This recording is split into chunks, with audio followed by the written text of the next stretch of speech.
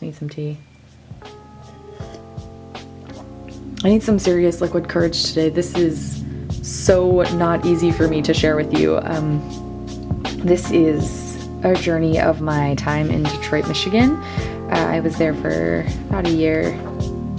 For me, okay, so let me just make this clear that technically, yes, this is 2013, but for me, I mark my time by Septembers instead of Januaries. So it's a little confusing, but technically this journal starts in August of 2013. But it's just important to note that this is when I moved to Detroit. So that felt like a new chapter, a new year.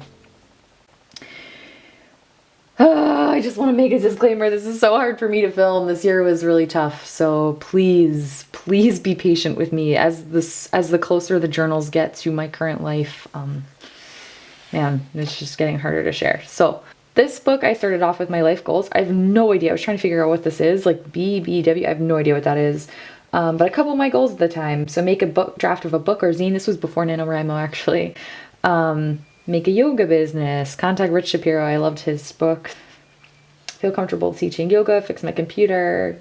Figure out Detroit plans. Apply for a grant. At this time, I was really trying to start my own theater company with my boyfriend at the time. So this was before we moved to Detroit. We worked on our own play, actually, about the experience of telling our family and friends that we were moving to Detroit and their reactions. So at this time we would do this together. We would do these things called a silence day where we basically wouldn't speak. This was when we were living in a cabin in upstate New York. And so these are just some of my thoughts at the time. There is an essence at the base of every well. I am essence. The trees are yours, my trees. Everyone has something. So we would kind of do these things where we would basically just like meditate for the day and not speak to one another and kind of have these moments together. It was interesting. It was an interesting, it's almost like a version of fasting. So like I said, my journals at this time are really just straight writing. I bookmarked a couple to share with you. So this is all during our time of rehearsal in this cabin. Just trying to figure out company names. We never ended up actually doing a theater company, but we just did this one play together and did a little tiny show in New York. I want to just show you. So this is us getting ready for Detroit. I started to just like start to obsess over all natural cleaners and how I could make my own things I wanted to buy. So I get like this when I get really anxious or when my life feels like it's falling apart. I tend to focus on something like this where it's like, yes, it's awesome to make your own cleaning products, but this is like now I know this is like a more form of actually a trigger for myself. At the time I was like really obsessing over natural cleaning products in like a really weird way. Like I was seeking control, seeking to clean up my life, like metaphorically and literally. I do this later when you'll see in future videos, but I started to obsess over emergency kits. It's very odd. It's like a very odd thing. Now I know it about myself, so I can like kind of see it coming. Just an inventory of things I had in my house. All right, so I just want to read you. This is the first entry from when we actually got to Detroit. Sitting in Astro Cafe, drinking hot ginger tea, overwhelming. Moving to a new city, everything feels awkward, like I'm carrying too much stuff, tripping, looking awkward, all of the above. We got laughed at by a few ladies in a car passing by us. Feels like the first day of school. I didn't sleep last night. I was scared. What will this place behold for me? It's all so open, beyond open. CJ seems to be in his element. His eyes are very wide and very green today. I wonder what I can make here, what I can learn here. I wonder if I will ever feel comfortable. So keeps going, but I wanted to read this to you just to give you some context. We are living in a beautiful old and crumbling house with multicolored walls, a mattress on the floor, and our stuff spewed about the room. It feels good to write. So basically, things you should know about me. I essentially found us an abandoned house on Craigslist. The rent was $200 a month between the two of us, and literally the house was completely abandoned and falling apart, and there was a bunch of artists living there, and we lived there for a month, actually.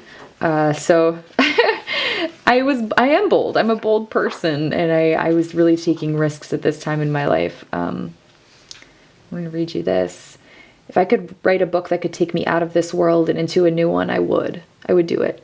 If a sweater could warm my spirits, I would wear 1,000. Don't settle, they say. It sure is hard to live a traveler's life. Lonely? They don't know. Keep a knife or dog by your bed. We have to make compromises and spend hours. This is not a vacation, but we don't know what to do. It's hard to make friends while bound in the number 2 position. I quickly pray, I don't need anyone but myself. The light looks like a gleam off of the snow, but it's still September. How are my toes already cold? It's funny the things we remember when we remember them. It's funny how habits can die in the blink of an eye while others can commence for years without a passing glance. What does it mean to be a hipster anyways? There's no use fighting or pretending. Sweaters have holes in them for a reason. Dress with paint to fit in here. Did you miss the memo? It's okay. Someone will drive by and laugh, and then you'll learn. Oh yeah, so that laughing moment, basically we were like, it kind of goes back to the first entry I read, but we were walking from our new place to this cafe, and we were both like wearing like, I guess, unripped, like very new clothes. We were like very excited since we both bought like a new jeans or whatever, and like I felt like we got laughed at because we looked too like new and clean, like for Detroit. That's not actually true, but that's like how I felt. And I just wanted to give you a sense that I really felt like a nomad. I really felt like I didn't belong anywhere. This is my boyfriend we were trying to find a new apartment. But essentially we lived in this abandoned house, and the goal was to help fix it up. But that is a pretty big goal when the house is like literally just totally needs to be torn down. I was pulled into this building with a thirst and a faint cry, only enough quarters for a brief moment. I paid for this page. I see things around every corner in this city. I'm the only one in this whole place. The arms of the chairs are around me oh, so this is cool. This is when I went to the Detroit library and no one else was in there except for me. So it's kind of just like noting how it felt to be in like a whole library that basically felt abandoned, but it's a city library. It was huge, but it was empty. Getting ready to move into this new place. So this is also when I started substitute teaching at a couple different schools, like some charter schools and public schools. Damn, this is hard for me to make. I'm sorry. This is going to be weird. This is going to be a weird video. Whew. So I started substitute teaching at some really, really rough schools where I basically just like, the kids just like, you know, he drew this. The kids just kind of beat up on you in the classroom, and it's really hard because they just want consistency, and most of the teachers don't end up staying for that long, and the kids can sense that. So this is when we first got Nyla. My dog, my beautiful greyhound, all she does is sleep and walk, really. It's a little confusing because how could we possibly give her away? So originally she was a foster dog.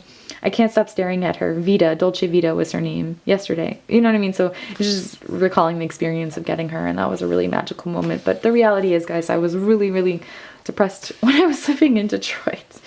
And it's hard for me to go back. This was when I wanted to do a play on this idea of YOLO, which is now feels like dated, right? But this idea of like Disney and like this concept of like you can only live once, like what is entertainment, what is fame, like why do we even watch TV, stuff like that. So I was really questioning, really wrestling, really just dark. The stain will not come out. He saw the great pain in my eyes. That's what I used to call, like, I guess my depression. The great pain takes place in a little white napkins or shards of cardboard or edges of hunter green dumpsters. The great pain invades quietly and sits like a drop of black paint. Splat. Just a single drop. I remember spilling red nail polish over my mother's tile kitchen floor. I scrambled with a wet towel and wet eyes. The mark stayed, only the edges, mind you. She never noticed. I couldn't see anything. I couldn't see anything but. There's a large green plant that sits in the middle of the room because I can't think of a better place. The dog continues to sleep. So, you know, it's just like, it kind of gives you a sense. So I did 2 jobs at that time. Oh, okay, this is really real. We realized we moved to Detroit for glory, history, and fame. The more we try to be famous, the less we actually do, the more normal we become. Maybe the gift that is that we're already great and glorious. We just need to find a way to be happy. How can I be happy here? Maybe I need to stop worrying about theater and trying to find something that makes me happy. We also decided not to talk about work anymore. So that's a really just kind of, you know, we moved to Detroit thinking like, oh, we're going to be these like, not that I ever thought I could save Detroit by any means, but I thought that I would feel like I belonged, and I didn't. I felt like wow, if I can't help in this situation, I need to get out. You know what I mean? Like I was just like swallowed by the pain of the city instead of like being able to actively do something about it. I provide services. So this brings me to my second job, where I really felt like this kind of like mechanical person, where basically I was working with guys right out of prison and trying to help them find jobs in Detroit. Most of them were put in prison when they were in their teenage years for something like just like really petty crime, and then were kind of locked in the system and didn't end up getting out until their 30s and 40s. Most of them couldn't read, and so it was really, really, really tough to find them work. And I felt like I was constantly lying to them. This was like me putting on my armor. I felt like I needed to be brave everywhere I went. And just this like questioning, like I still go to bed, I still wake up, I still am still. What will it take to move me? How long will I be afraid? What am I waiting for? So always felt like when I was here, there was something that I was supposed to learn. And Detroit is, and like, this is nothing, this is not a comment on Detroit. This is like where I was in my own life. Detroit is a really powerful place to live, and it was a really great experience. It's just, I was just really dark. I was really swallowed by my toxic relationship. Oh, I wanted to show you this just to kind of give you, this is a self-portrait at my time there. So like I really felt like this sense of emptiness and darkness and like these kind of outside influences that I didn't quite understand, and almost like making this barrier, this armor, and these kind of scars that I felt. So why did I move to Detroit? Who am I? What am I doing here? Why am I alive? What do you have in store for me, God? Where am I walking? Where am I walking? I am this journaling gratitude. So, and that was just a little dream I had. This was before dream journaling. So I just really, these are all not in the right order, but this guy's next. Yeah, so this time is no joke for me in my life. And, so that wasn't even really winter, that was fall in Detroit, and it only gets darker. So these are Piccadilly. These are actually really nice journals. I was obsessed with triangles, very Plutonian. I don't know how I say Pluto. And I just stopped marking pages for you guys because in honesty, I'm just, oh gosh. I'm forgot about this. All right, so my boyfriend is trying to be a rapper, and I'm not a fan of rap music. So this is me trying to figure out, like, how can I support him in what he's doing, but I don't like the music.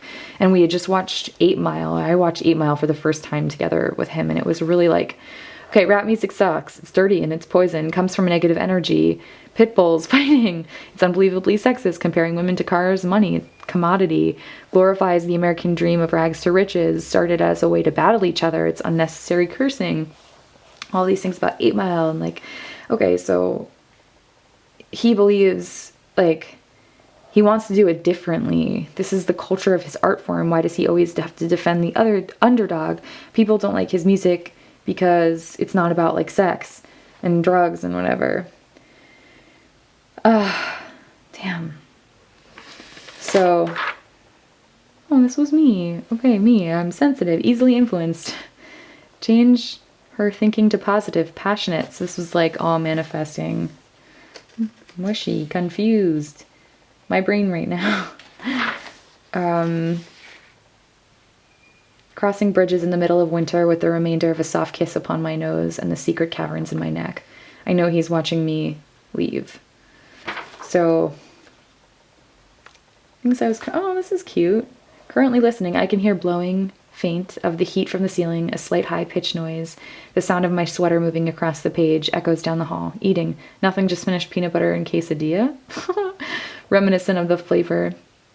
Drinking cold black tea with wildflower honey. This is when we moved into our new place. We actually moved into an old stove factory that was converted into apartments.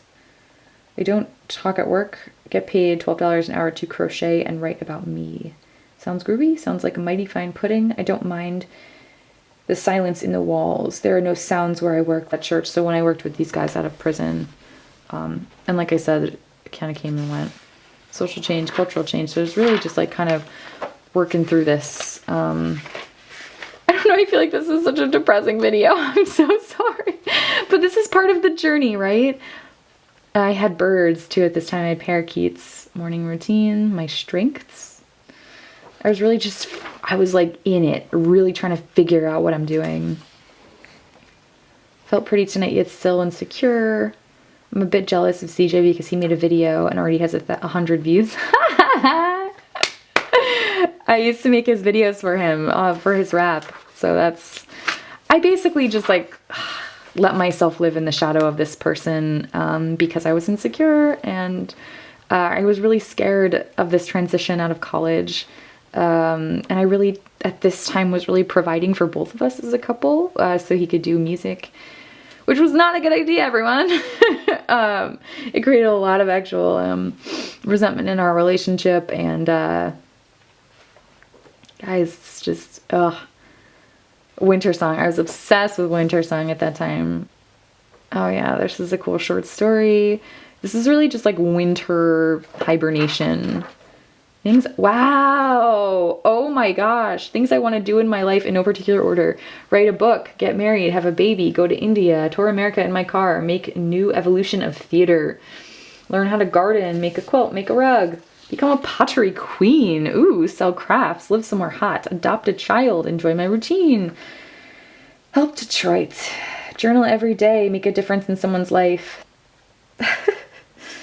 Collage. So this was the time too I was really collaging at work. Do a TED Talk. Meditate often.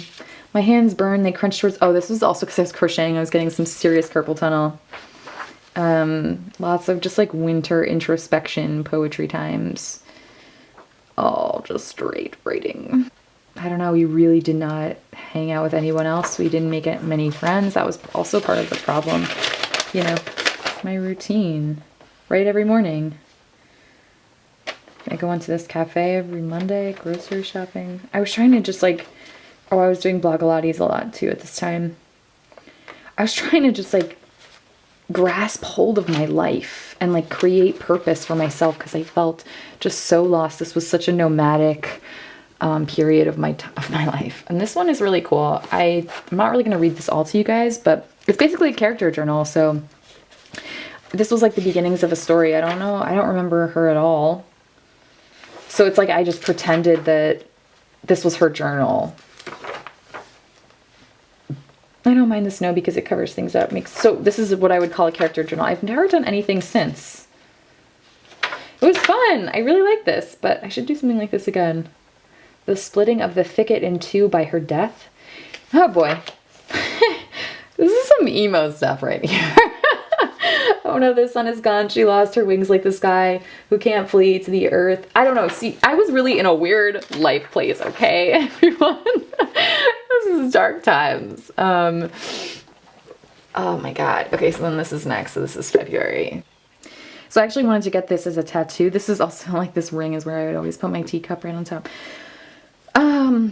I don't even really remember what it means now, but I guess it was like this kind of compass, like seeking direction. This was kind of supposed to emulate my time in Detroit. So this was kind of like this bird wing. At this time, and most of high school and college, I had kind of had this image of myself, my spirit animal was like this kind of sparrow, this bird.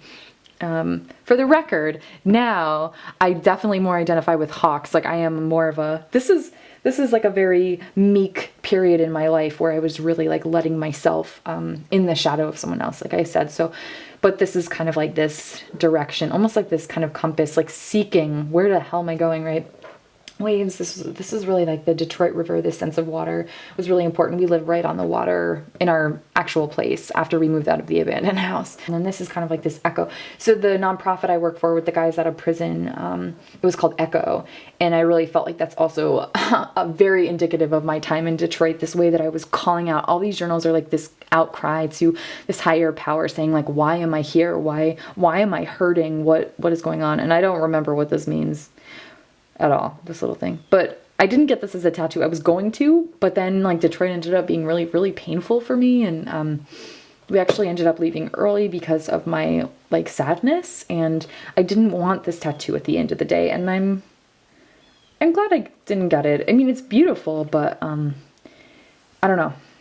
It just didn't it just didn't feel right to maybe put that, like, such a time of pain in my body. And I'm glad I didn't, because I really associate this time now with my ex. And as we go on in these journals, you'll find out what happened, I guess, in our story. But obviously we're not together anymore. Again, this is another Piccadilly. These are really fun. Detroit, Detroit, Detroit. So February 11th to April 3rd. Whew. So just, again, back at work. I was really struggling with, like, okay, so I studied theater in college. Okay, I'm an artist, and, like, I can't make money off of my art, you know? Why can't I figure out how to do this? And, like, struggling with the fact that my day job is always going to be a day job and not my passion. Skyping with his family. Stomach imploding, eating Excel for fear of nothing. Is that a draft? Through the window, or just 50-mile winds of change? I was just, like, very poetic, very philosophical. This is all also indicative. Oh, and we used to call it the Waterhouse. I forgot about that. At this time, I also learned that, like, socialness is kind of like a muscle that needs to be worked. Purpose rehearsal. Like, I don't even, like, I just was dying for this sense of, like, belonging. Believe it or not, this isn't even my dark night of the soul, but maybe it is. Oh, and then I started this other project called the 20-something project, where I wanted to, like, travel around the country and ask people, like, what's your purpose? Is this what you thought your life would be like? Did you go to college? What's something that you now know that college didn't prepare you for? What did you think life would be like versus, like, what's it's actually like? So I feel like I was really struggling with this expectation. Like, in college, I was really, like, I was so involved. I was, like, so on cloud nine with my responsibilities and, like, being involved and feeling like part of the family. And then the reality sunk in when I was just, like, alone, like, working in 2 really, really tough jobs. One with these kids who were just, like, the kids didn't barely even have coats. The school didn't always have heat. They didn't even have, like, teachers all the time. And then working with guys out of prison, like, trying to find them jobs. Like, I didn't even know Detroit and, like, where to look for them. So the expectations versus reality, just a lot of, like, you know, searching. In the end, the only steps that matter are the ones you take all by yourself. I'm sick of silence. Okay, so, like, also my boyfriend is, like, super into this idea of silence, and, like, sometimes it just drove me nuts. And now looking back, I view this all differently, you know. But I think the main problem is that I didn't really have any friends. I had no female friends. It was really just me isolated with my partner in a city where I didn't know anyone. And that's not Detroit's fault. It's not. I didn't know how to go out and meet people. Reading is food for the soul. Reading is reaching the soul, connecting with the divine. Reading is like dipping into other souls and fractals. Maybe that's why the world of a book is so real, so inhabitable in the nooks and folds of our spirit. I will buy lots more notebooks like this one and many others after that. This is the way I pray. Wow, that's it. This is the way I pray. So, okay. We're just going to keep bopping through here. And then I got kind of, like, tired. I wanted something else, so I tried this little guy. And this is Spring in Detroit. Trust your struggle. So do you see the theme of this video?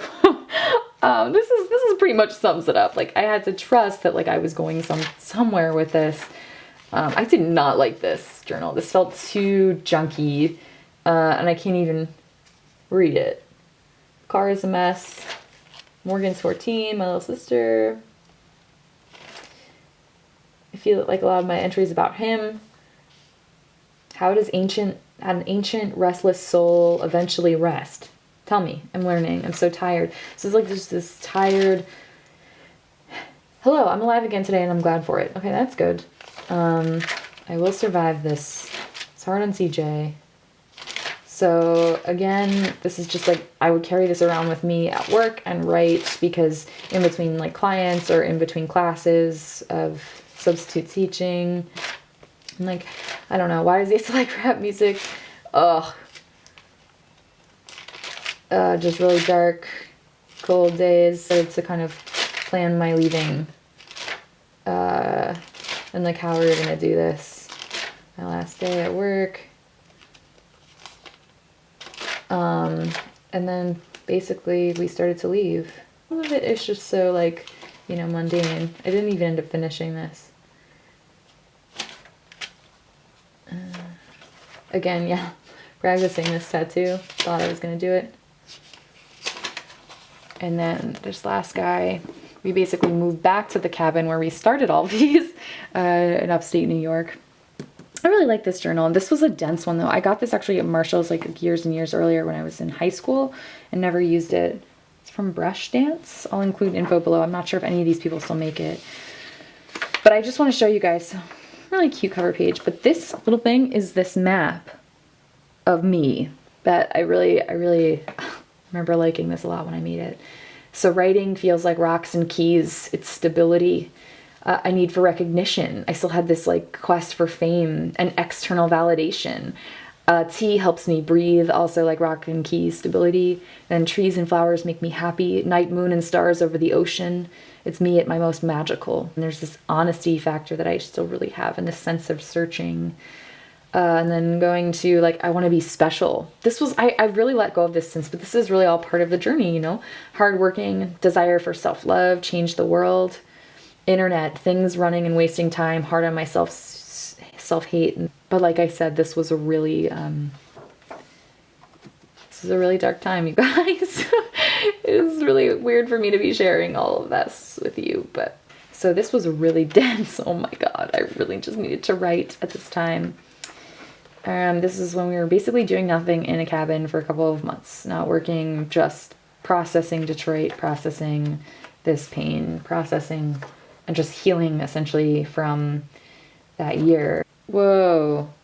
Oh, I was trying to write with my right hand. That's really cool. That looks so weird.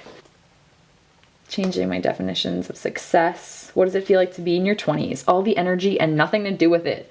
Desire for big things. Like dreams, yet realities. It's hard to care for yourself. Cooking.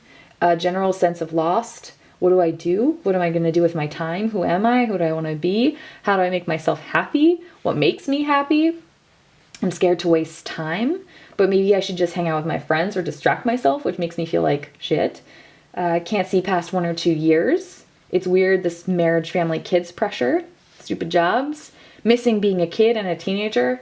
The reality that you're in control of your own life. No homework. So open-ended, vast. Decisions, choices, decisions, so many, a lot of learning and growing. And the shock of like a normal routine. And the feeling of like, is life just boring? So as you can see, this is really classic processing through, you know, graduating and becoming an adult. Dude, I have a wicked sunbird shaped around an hourglass, if that makes sense. Get the picture? If and when I get to wear cute summer clothes and walk around in a city, this will be so unbelievably obvious. Cool. That's so cute. So another project, as you can see, like my, ooh, I was mad. I was really angry at this. I have done nothing with my life so far. Everything is made up and has to come from believing in myself, which I don't. What do I do? What do I do? Oh my gosh, I'm a coward. I can't stand up for myself. I don't believe in me. What do I have to offer the world? I'm just a normal person. I need to stop trying so hard. I don't understand you. Why do you keep doing wrong? Why is everything hard? Why can't I seem to get it right? So tell me, what do I do? Oh yeah. Strawberry jam recipe. So that's kind of a summed up version of what I was feeling at this time in my life. Yeah. I hope that this was interesting. Sam, really diving deep in this one. Yeah. So thanks guys for watching. Oh my god, I feel so exposed. I feel so awkward and exposed. What is this? Oh god. No! I don't want to read this to you. Ugh, that was trying to fix this relationship that wasn't fixable, everyone. Oh my god. Well, there you have it. I hope that was helpful. Thank you so much for watching. This life is interesting and it gets better. It really does get better. And as like awkward as I am about like reading that to you guys, my life is so different now, and I really had to go through that. And I'm grateful that I had the journals to support me through such a tough time. So if you're going through anything like this, just know that it will get better. Everything is part of your story, and everything fuels who you are and who you're becoming. So love yourself in that, and just appreciate your own books, your own chapters. So thank you so much for joining me. I'm Tina with Overall Adventures, sending you lots of love and creative fire, and please, oh gosh, be gentle with my spirit on this one. And sending you lots of love. Thank you.